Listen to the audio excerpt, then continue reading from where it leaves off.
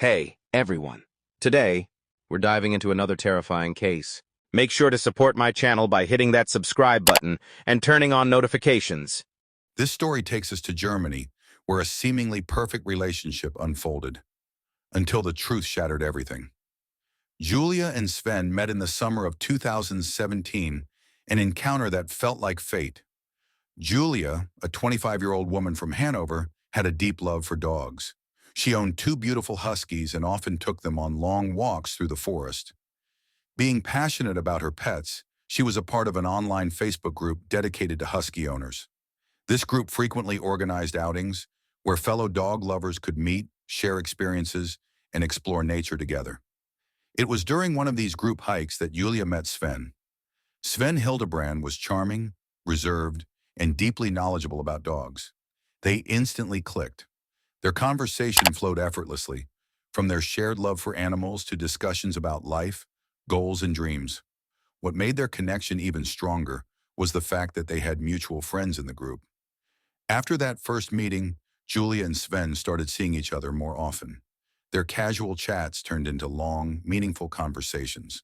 Their bond grew deeper, and before long, they were in a full-fledged romantic relationship. But Sven wasn't just an ordinary man. At 40 years old, he was significantly older than Julia, yet his maturity, kindness, and attentiveness made the age gap seem irrelevant. He was a millionaire, but not the flashy, extravagant kind. Sven didn't show off his wealth with expensive cars or designer clothes. He dressed simply, drove an average car, and lived modestly. He believed in investing his money wisely rather than wasting it on material excess. To Julia, he was perfect. Their whirlwind romance took a serious turn when, after just a few months, they decided to move in together. That fall, Sven accompanied Julia to meet her father, Holger, a momentous occasion, given that Julia had been raised solely by her dad after her parents' divorce. She and Holger were incredibly close, so introducing Sven was an important step. But Holger wasn't convinced.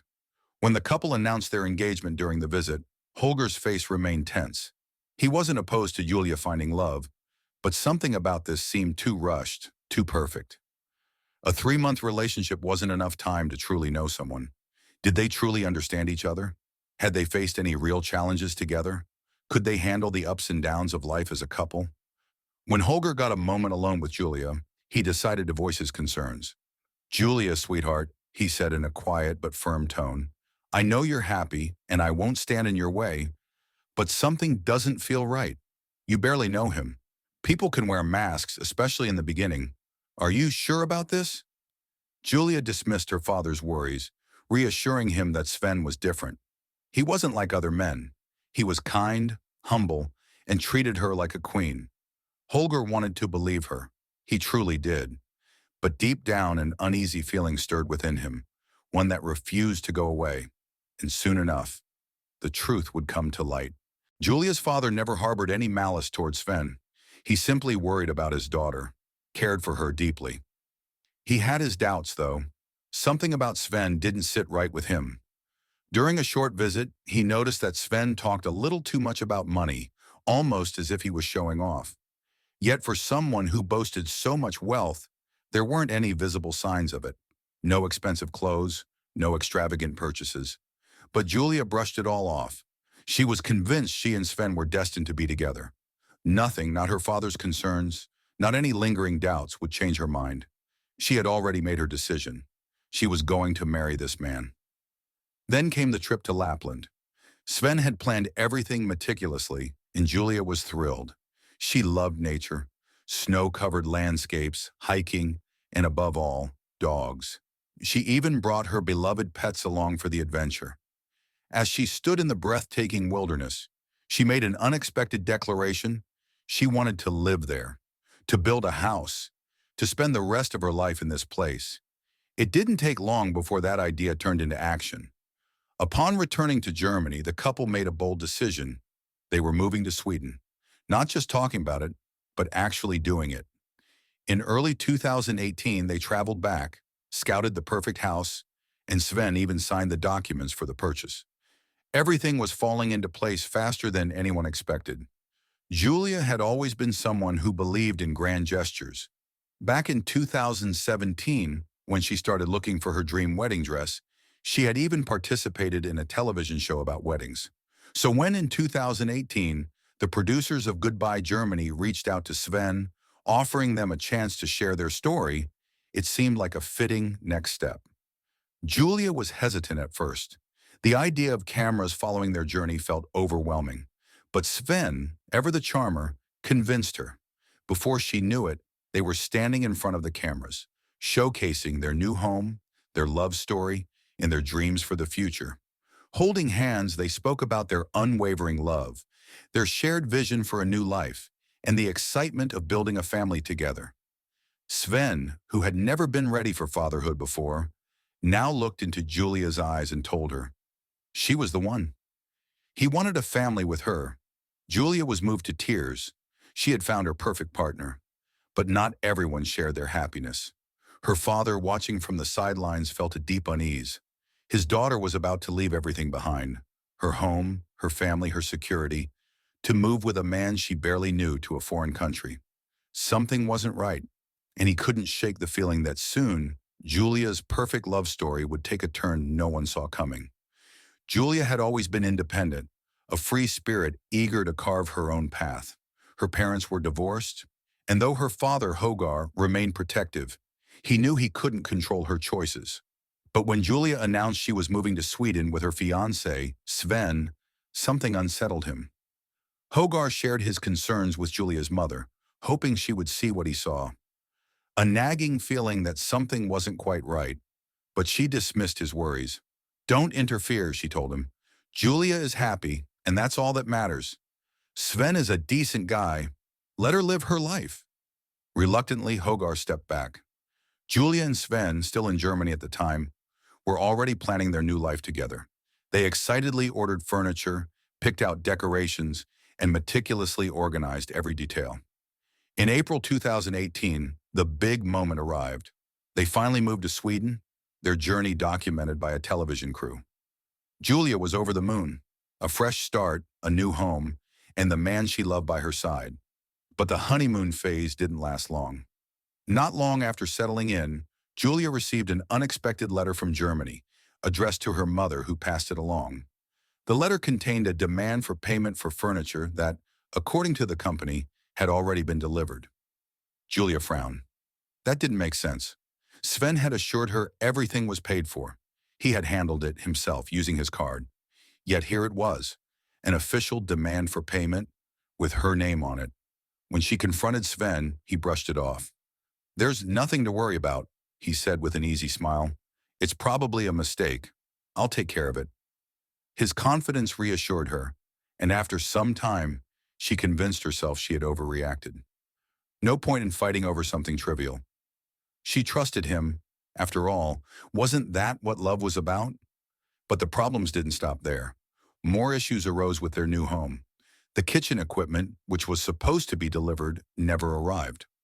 At first, Hogar had been overseeing the process from Germany, making sure everything was on track.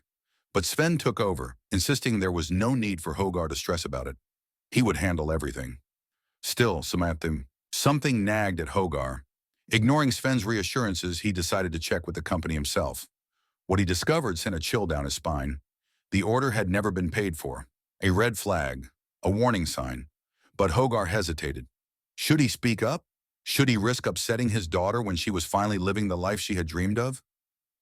He stayed silent, for now.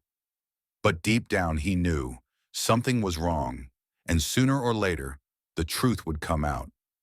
Julia thought she had found her perfect match in Sven, a wealthy, charming man who had promised her a dream life.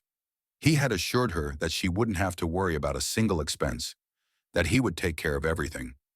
Yet a strange unease began to settle over her when her mother started receiving relentless notifications, demands for payment for expensive equipment ordered under Julia's name. Why would Sven do this? He was a millionaire.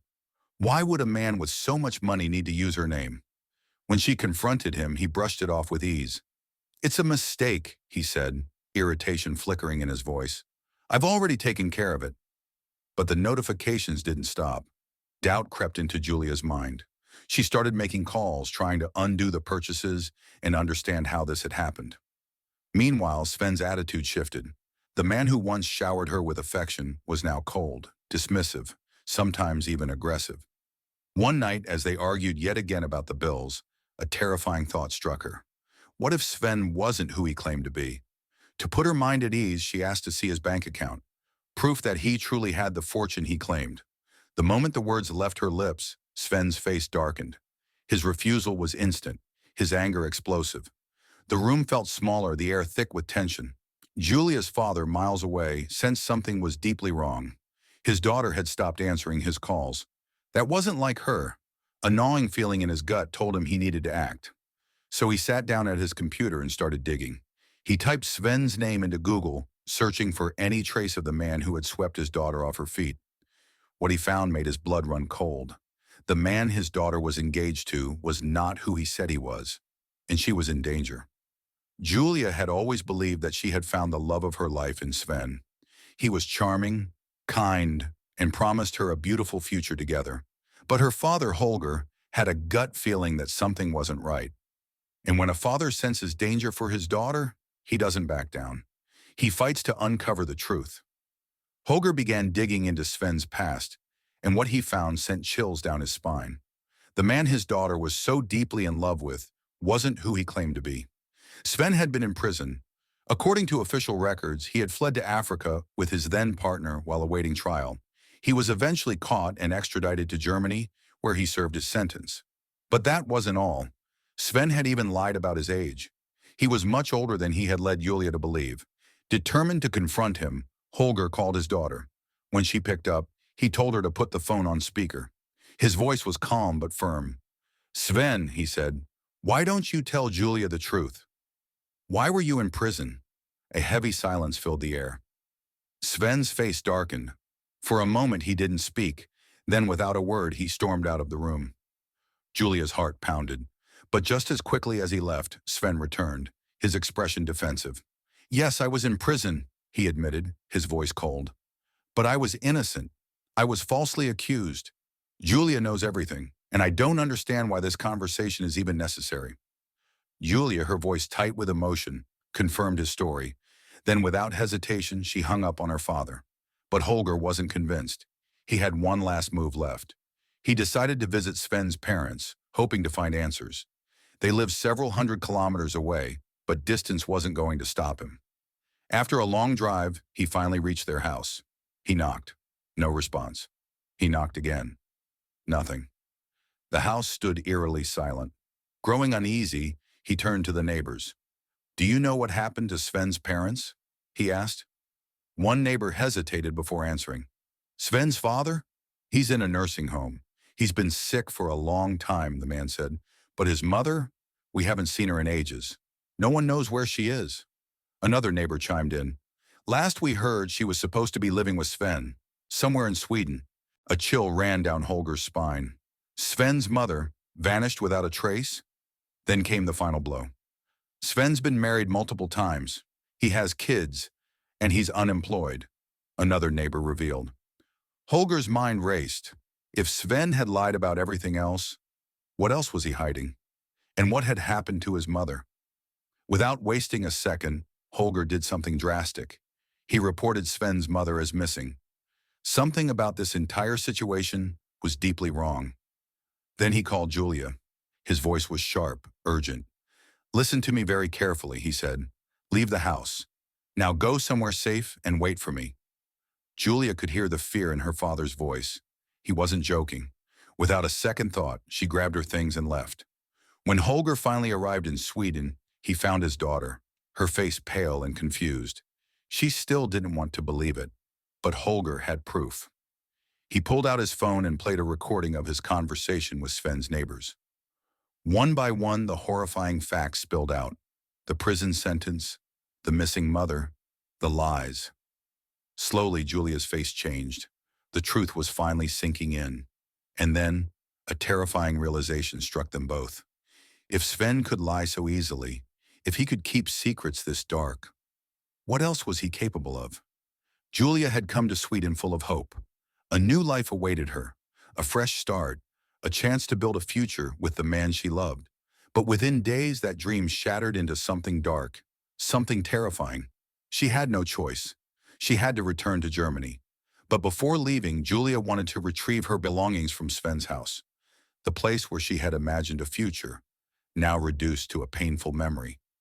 She didn't go alone. Her father, sensing something sinister, insisted on accompanying her. He refused to leave her side, not even for a moment. Something wasn't right. Before entering the house, Julia's father informed the Swedish police, ensuring they were aware of the situation. But as they stepped inside, a chilling realization dawned upon them. Julia's belongings were gone. Every trace of her existence in that house had been erased. Stepping into the backyard, the air carried a disturbing scent, something burning.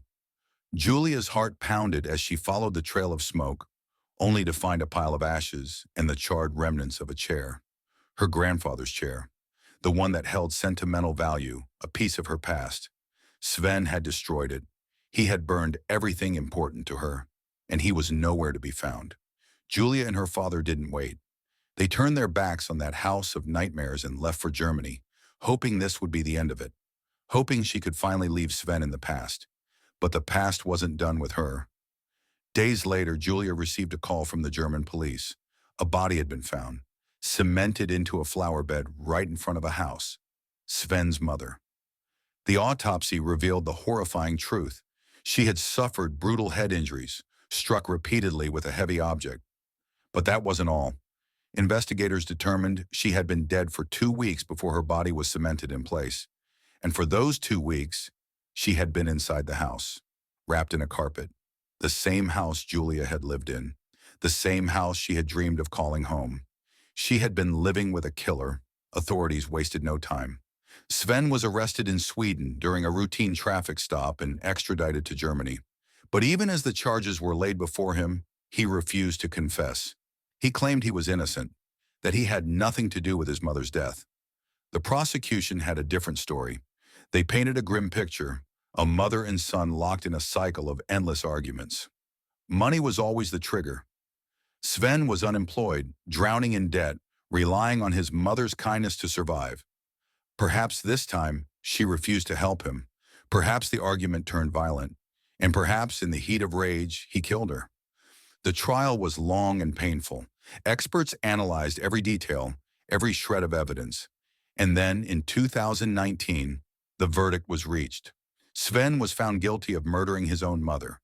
Yet the court ruled that it was not a premeditated act, a crime of passion, not a calculated execution. For that, he was sentenced to 13 years in prison. For Julia, the nightmare wasn't just about Sven's crime. It was the realization that for all those months, she had been by his side, oblivious to the darkness lurking beneath his charming facade. She had loved a man capable of the unthinkable. And that truth was the most horrifying of all. This was today's true story. Our aim is for people to learn from such incidents and strive to improve society. Do let us know your thoughts in the comments. If you liked this story, don't forget to subscribe to the channel. Thank you.